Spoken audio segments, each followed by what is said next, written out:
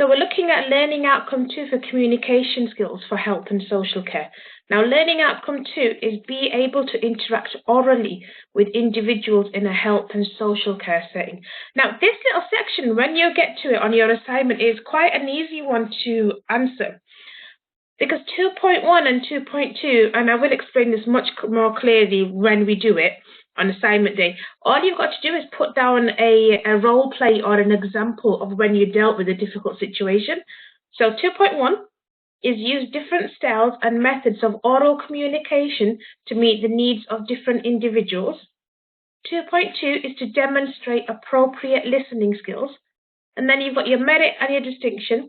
So 2M1 is to use appropriate methods, including technology and other aids to present information orally. And then 2D1 is to manage and facilitate a question and answer session to demonstrate subject knowledge and assess effectiveness of own oral communication skills. And when we get to these two, I'll explain what you need to do exactly.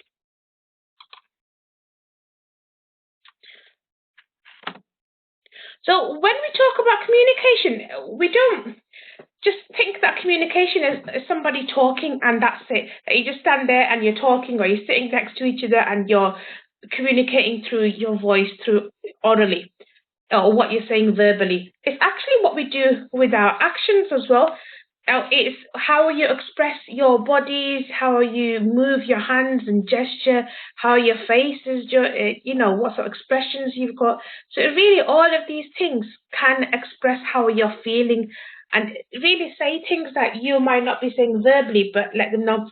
For example, if we were face to face right now and I'm asking you a question in a classroom environment, it would be so much easier for me to teach because I'd be able to see all of you and I'd be able to say, oh, okay, Nancy looks like she's understanding what she's doing, but she looks a little bit uncomfortable. I wonder why she's uncomfortable.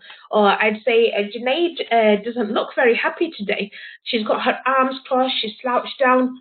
What's going on? Then I could sort of probe a little bit better. So when you're with somebody in a close proximity where you can physically see them, you can actually tell what's going on with them just through the way that they're conveying themselves. So you might be slouched, you might be standing up really nice and erect and shoulders back and confident, or you might be, fidgeting with your fingers or cleaning your nails out. So there's a lot of things that can express how we're feeling.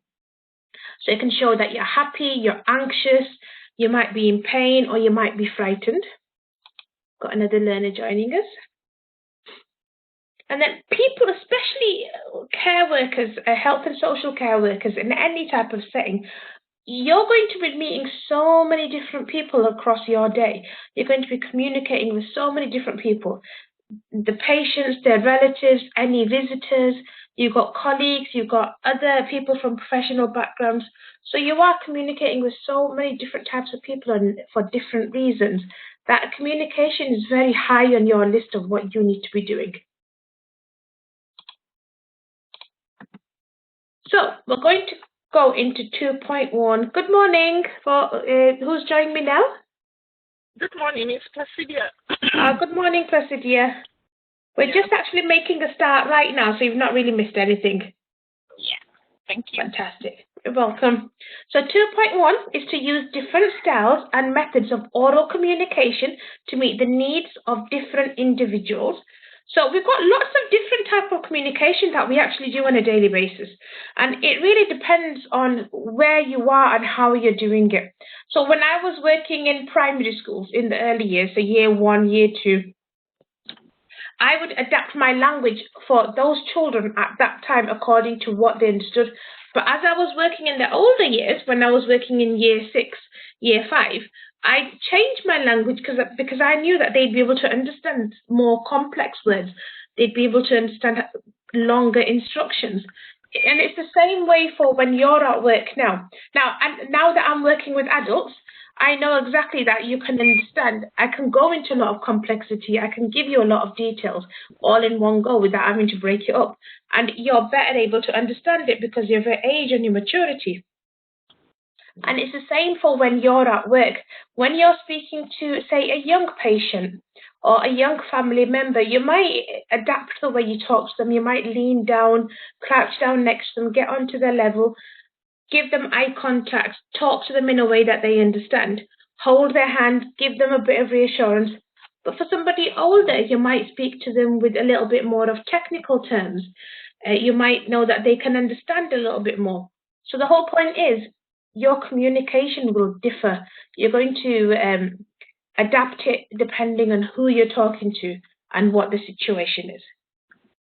So in accordance to that, there are actually 4 different types of communication skills that a practitioner should be able to understand and be able to use. You've got verbal communication, non-verbal communication, written and specialist communication. So verbal communication is just where you're talking to each other, you're expressing how you're feeling, you're trying to get clues from somebody, see how they are, what's going on. So somebody who's actually confident in their own abilities and is more happy about socializing with others and can feel comfortable in speaking to others, they're going to be able to open up a little bit more and speak more clearly and positively than practitioners who might not be comfortable or confident in their own abilities. With the written communication, it's just things like what you do on a daily basis when you're filling out patient records. You've got signage and postage all around. You might have letters and all these. And specialist communication is things like if you've got sign language or your braille, those will be specialists on there. So in any aspect, when you're communicating with someone, you need to be clear. So have a level of clarity there so that you're speaking accurately and that you can be understood. So pronounce your words very clearly. Don't mumble them. And also, very important, be respectful. Regardless of whether or not you like the person you're speaking to, it's really important to be respectful. And another point is make sure that you're receptive to what people are saying to you. So don't just talk and give your information and walk away. Actually listen attentively and confirm what is being said so that you actually understand what the needs of the person are. So it might be a patient, it might be a family member, or it might even be a colleague. You need to understand exactly what they're saying to you and what's going on. So that was 2.1. Does anybody have any questions in regards to this? No. No? Okay. Let's go on to 2.2 then. So 2.2 is demonstrate appropriate listening skills. So like I said, I think I might have mentioned it yesterday, and I do quite often mention this. Communication isn't just talking, it's listening as well. So it's 50-50. You've got to make sure that you're listening to somebody in a way that you can actually understand. Now, I can be very bad for this, face-to-face. Sometimes I'll nod my head and I'll be like, yeah, I understand. And I'll probably have gotten half the information because sometimes it can be information overload, or you're just too worried about asking again, or you're in a rush. So you get a little bit of the information, then you're like, actually, what was I meant to do? So I think a lot of people can do this automatically without even realizing it. But to be effective in communication, especially in care, where it really relies on you picking up on these little cues and little pinpointing little details, because this could also be an issue about safeguarding as well. You need to listen to your clients or your service users, let's say, and be able to work with them, find out how you can help them, build a relationship with them, and also to help them in the way that they need to be helped. So people will actually communicate the best when they feel relaxed, when they can empathize with the other person, and when there's actually a genuine warmth in the relationship, so where you actually get along. So the more you get to know one particular person, you'll probably get more comfortable with them. So we've got something called the solar model of communication. Now, this was developed by somebody called Gerard Egan, and he said that there's approaches that are used. So, for example, when there's counselling going on, there's a particular approach that is used to show that you're listening to someone. And it's called solar because it's the first letter of each word. So sit squarely. So make sure that you're sitting squarely, you're facing the person that you're actually going to be listening to. Don't slouch, don't show lazy body language, make sure that you're actively sitting. Have an open position, so don't cross legs, don't fold your arms, don't be fidgeting with your fingers. Make sure that you've got an open and inviting body language where someone actually thinks, yeah, they're giving me the time of day. So if I'm talking to Presidia, I'll be like, oh yeah, Presidia looks like she wants to listen to me. So I'll be happy to talk to her. Lean slightly forward. So when you lean forward a little bit, it shows that you're interested in what someone is saying. If you're sort of like sitting right back with your back to your chair and you're looking a little bit uncomfortable, it looks like you're a bit afraid of what they're going to say to you. So it's a good idea to lean slightly forward. E for eye contact. So maintain good eye contact, but make sure that it's not unbroken. Don't stare someone down or don't make them feel uncomfortable. I mean, I'm not comfortable when somebody's constantly looking into my eyes. I like a bit of a blink or a little bit of a side look so that you can show that, yeah, I am paying attention to you, but I'm not going to be staring you down. And then relax. Sit still, don't fidget, and make sure that you're not distracting anybody else.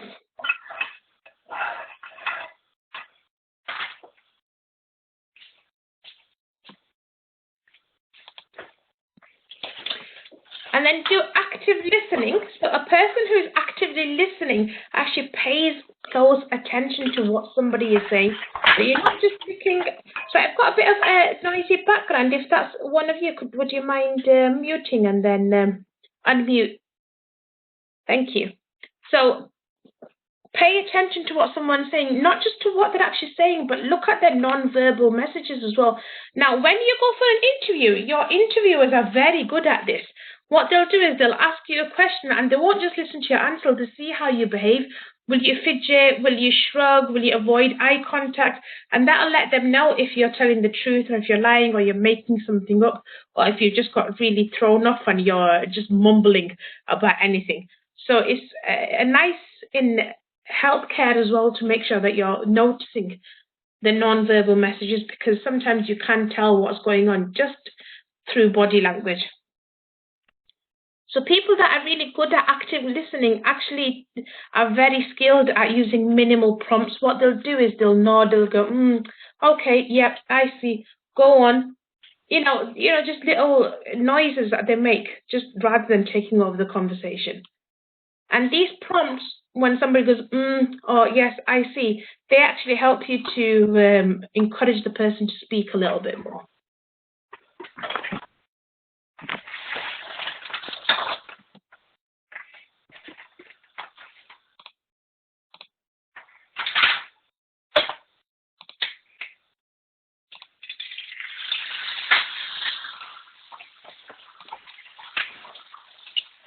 Thank you. And then you've got listening and attending.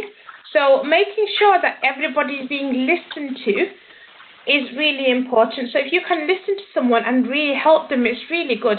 We always like to get information. Some of us are extremely nosy, some of us are really curious, but everybody likes to get a little bit of information and talking about themselves. So it's nice that you can actually let someone open up and talk to you. So that part of the communication will involve you being quiet. And I know it's an odd way to say communication is you being quiet, but it's so that you can actually listen in a very good way. And then you want to make sure that you're attending, that you're actually physically there, so you're truly focusing on the other person. So, to make yourself actually aware what the person is saying and what they're trying to communicate. So again, it's just about you paying full attention to someone.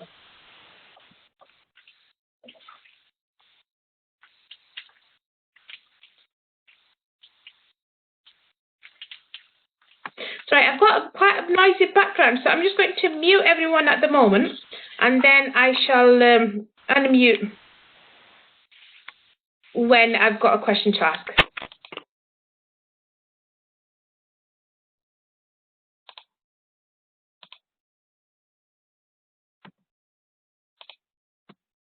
So then you've got aspects of listening. So this is things where you're looking at the linguistics, so the actual language and the words and the phrases that you're actually using. So adapt those in accordance to who you're speaking to. And then paralinguist is not where you're actually doing the words. It's actually your timing, your tone, your pace, how you're actually speaking. So if you're going in and you're speaking to somebody, it's asking them a question, but if you go in speaking really loudly or you've got an aggressive tone, that's going to make a difference. So you've got to be aware of how you're actually speaking as well. And then non-verbal aspects of communication. Again, it's your body language, it's how you might touch someone, you might use gestures, you might use your position or how close you are to others. Then you have your behavioural aspects of listening. So again, it's the same as the solar, what we did before. Sit squarely, maintain an open position, lean slightly forward, have reasonable eye contact and relax. So when you're giving somebody eye contact, you're telling them you're important, I actually want to listen to you. When you do minimal prompts like or nod your head, you're still showing that, yeah, I'm paying attention to you, but I don't feel the need to take over your conversation. You carry on, I am listening. And then you can also have open questions by saying, how are you feeling? Or how was your day today? And so on. And it really just shows that you're concerned about that person or that you're actually interested in having a conversation with them. And the last slide in this section, we've got blocks to effective listening. So sometimes we can be distracted. We can have our own problems. We can have financial or home issues, or there might be something that needs your attention and you've got to go and focus on it. So your own problems will sometimes stop you from listening. Sometimes health professionals will get stressed and anxiety because working in healthcare is a very difficult job. You're going there, you might be understaffed, there might be a whole lot of other issues going on, you might be going through stress, so it can be an issue. Sometimes you might not have enough time, you might feel uncomfortable sitting down, you might have a lack of attention, you might make judgments and interpretations on anyone. So you might just jump to an interpretation and that will be it. And then you think, oh, I'm going to judge this person without even realizing it. So those are some things that will stop you from listening to someone. And then the aids to effective listening are just pay attention. Don't judge someone because it's not your job to judge someone. You may or may not like the way they live or their lifestyle or maybe the way they dress or the way they speak, but it's none of your business. You're there to help them and that's it. Pay attention to the behavioural aspects, so pay attention to someone's body language. See, are they looking shifty? Do they look like they're being honest with you? Are they meeting your eyes? And then avoid interpretation. There's no point in you trying to interpret things. Find out exactly what they're saying. And then use minimal prompts. Like, yes, go on, or nodding. So I'm just going to unmute you all now.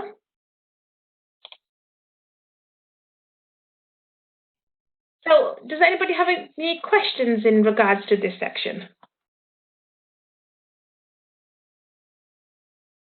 No. No? No. Okie dokes. There you go. And let's go on to the merit section now. So the 2.1 and 2.2 that we've just done, in your assignment, like I said earlier before I started recording, is all you're going to do is put down a role play between yourself and another person, like a family member or a patient who is upset about something, and you're going to show me how you listen to them and how you solve their problem. So you can do it in that way, or if there's an example that you've got which is nice and detailed, then you can just put down an example of a time where something happened at work with the patient where they were upset and how you actually dealt with it, how you listened to them. So it's quite a nice, easy one to answer in that section. Now, 2M1 is you're just going to use appropriate methods, including technology and other aids to present information on orally. So communication aids are just like technological aids. where you've got electronic and digital aids to help communication, text messages, phones, Facebook, Twitter, so many different things that we have at the moment, Instagram. So all of these devices and these social media platforms are there to help someone to communicate. You've got devices that you can record messages onto or send messages off just by simply touching a button. Now, these devices will differ in price range and sophistication. Some will be more sophisticated, some will just be basic things. Like there was, I had an example yesterday where a patient would use a communication device to communicate and let her carers know exactly what she wants. Then it might even be something where you're using a mobile phone or where you're just typing things out. So with all of these, they actually help you to communicate. Now for this section, when we get onto our assignment, I'm going to be asking you to create a PowerPoint presentation for Learning Outcome 1. Now that PowerPoint presentation will actually just cover this because it will demonstrate that you are using an appropriate aid, which is a PowerPoint, to present information. So your PowerPoint will actually cover this and you won't need to do any writing for this. So automatically when your PowerPoint is done, in a nice detailed format with all the information that I need on it, it will cover this. So, oopsie, let's get rid of all these markings and go on to the next. So anybody have any questions in aspect to what I'm saying in regards to 2M1? No. Brilliant. And let's go on to 2D1. Now this one again is a very nice and simple one. So 2D1 is manage and facilitate a question and answer session to demonstrate your subject knowledge and to assess the effectiveness of your own oral communication skills. So in this section, you just need to conduct a question and answer session with me. So what you're going to do is you're going to get, the main point of this is to get information, like things like what time is it or what are you doing and so on. It should help you. The reason that we do this question and answer session is that you have a conversation with someone, and we're doing this on a daily time anyway. Before we start the official lesson, we're always talking to each other, we're asking questions, we're saying how are you, how's your day. Sometimes I'll give you feedback on your homework, on your assignments, or we'll just even talk about family life. So there's a lot of things that we do on a normal day, just doing question and answering. Now, the question and answers actually also help you to express an interest in other people because it helps you to find out what about the respondent, helps you to find out what they're doing, what they're like, and it helps you to build a rapport and show empathy. And then again, it'll help you to clarify a point with what you're doing. I remember yesterday doing an induction with a student that's going to be joining a different course. And I was explaining parts to her, and there was one part that she kept on getting confused over and over again. So I explained it to her. She wasn't quite sure what that was going on. Then I explained again, and then to make sure that she actually understood it this time, I said, "Okay, you explain to me what you're going to be doing And then she clarified that she had understood what I said. So in that way, it was me finding out that she knew the information and she was able to comprehend what I was saying. So you can actually clarify a point, make sure that what you have said has been understood by questioning someone about different points. Now, this section itself, again, is going to be covered by your PowerPoint. So when you do a PowerPoint, which is very important for this, in Learning Outcome 2, in Learning Outcome 1, I will ask you to do a PowerPoint presentation to cover all of those points. And that PowerPoint will cover this section here, so you don't physically need to do any writing for 2D1. Again, if it's confusing, I will explain again on Monday when we do the official assignment discussion. Because your PowerPoint will show that you're communicating, so a PowerPoint is there, you'll be presenting that PowerPoint, communicating orally, and then you can get asked questions and so on with that, which is how it covers 2D1. So is that clear? Do we understand what I've said on that part? Can you come again, please? Yeah. So when I give you the assignment on Monday, Yeah. I'm going to tell you to do a few things. I'm going to give you 1 task, 2 tasks, 3 tasks. The first task is going to cover learning outcome 1, and that's going to be to create a PowerPoint. Yeah. Second task and third task are going to be on 1 Word document. Task 2 is going to be a role play, which will cover 2.1 and 2.2. So let's put 2.1, 2.2 for that. Task 3 is going to be, again, on a Word document. I'll explain that when we get to it. So just do W document on there, a Word document. Now, PowerPoint number 1 for task 1 will actually cover 2M1 and 2D1. So you don't actually have to do any writing. You're not going to be writing anything for 2M1 and 2D1 because the fact that you've created a PowerPoint actually cover it. So your PowerPoint is the answer for that, if you understand.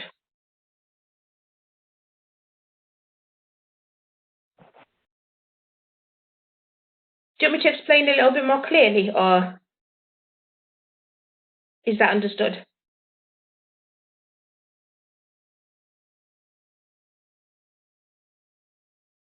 Hold on. Let me just get a Word document open, and then I'll do it from there. I will turn the recording off on here first.